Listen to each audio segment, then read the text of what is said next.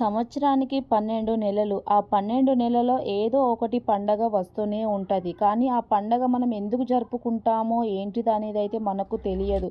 కొందరికి తెలుసుకుంటారు, కొందరు తెలుసుకోకుండానే ఏదో అలా చేస్తూ ఉంటారు.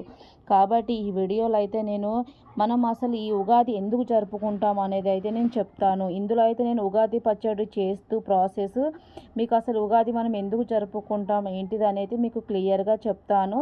నేను ఉగాది పచ్చడి చేస్తున్నాను, నేను ఏమేమి వేస్తున్నాను అనేది మీరు ఒకసారి చూసేయండి. మనం లేట్ చేయకుండా అయితే మనము అసలు ఉగాది ఎందుకు జరుపుకుంటాము ఏంటిది అనేది అయితే మీకు చెప్పబోతున్నాను.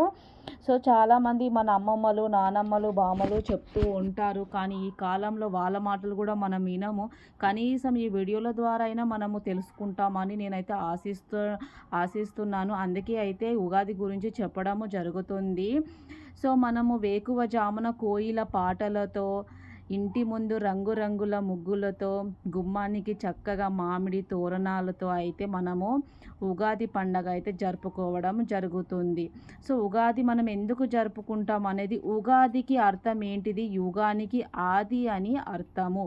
పురాణాల ప్రకారము ఒకనాడు బ్రహ్మదేవుడు ఈ లోకాన్ని సృష్టించేటప్పుడు సోముడు అనే రాక్షసుడు ఆ వేదాలను దొంగలించి జలపాత భూగర్భంలో దాచి ఉంచుతాడు. అప్పుడు శ్రీ మహావిష్ణువు దశ అవతారము ఎత్తి ఆ సోమ రాక్షసుని సంహరించి ఆ వేదాలని అయితే తీసుకొని వచ్చి బ్రహ్మ చేతిలో పెట్టడము జరుగుతుంది. అప్పుడు ఆ బ్రహ్మదేవుడు ఆ వేదాలను తీసుకొని వేదాల సహాయంతో అయితే మళ్ళీ ఈ పునరుద్ధరింప చేసిండు. కాబట్టి దీన్ని చైత్రపాఠమి అంటారు. అంటే ఉగాదికి అంటే మన తెలుగు వాళ్ళకు నూతన సంవత్సరం అని అర్థము.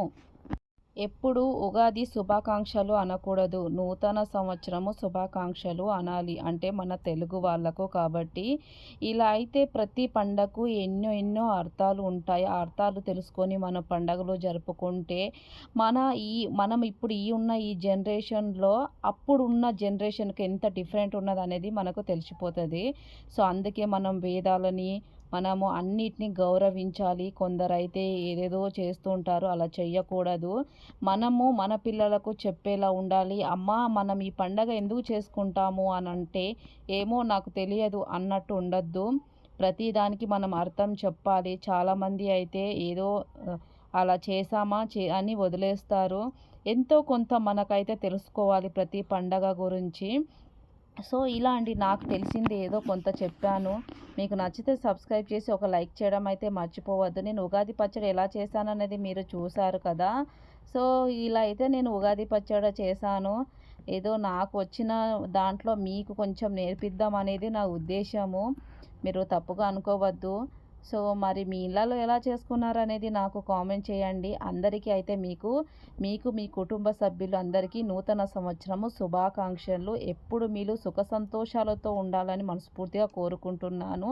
ఇప్పుడైతే కొద్దిగా తీసుకొని అయితే నేను దేవునికి నైవేద్యం పెట్టాలి. ఎప్పుడైనా మనము ఏదైనా చేసామంటే కొద్దిగా అయినా దేవునికి ఫస్ట్ మనం పెట్టాలి నైవేద్యము. అప్పుడే మనం ప్రశాంతంగా తినగలము, చక్కగా మనము మనశ్శాంతిగా ఉండగలము. ఇలా అయితే చిన్నగా నేను పూజ చేసుకున్నాను, దేవునికి నైవేద్యం కూడా పెట్టాను. మరి మీరు ఎలా చేశారు చెప్పండి. మీరు బాగా చేశారా అని నేను అనుకుంటున్నాను. మన ఛానల్ని కొంచెం సపోర్ట్ చేయండి. చాలా కొంచెం వెనుక పోతుంది. ఈ సంవత్సరం అన్నా నాది మానిటైజేషన్ అయిపోవాలి మీ అందరికీ. నెక్స్ట్ ఇయర్ ఇదే ఉగాదికి మంచిగా పార్టీ ఇవ్వాలని అయితే నేను కోరుకుంటున్నాను. దేవునికైతే నైవేద్యం పెట్టాను. అందరికీ అయితే మనస్ఫూర్తిగా నూతన సంవత్సరం శుభాకాంక్షలు. నచ్చితే కనుక లైక్ చేసి ఒక సబ్స్క్రైబ్ చేసి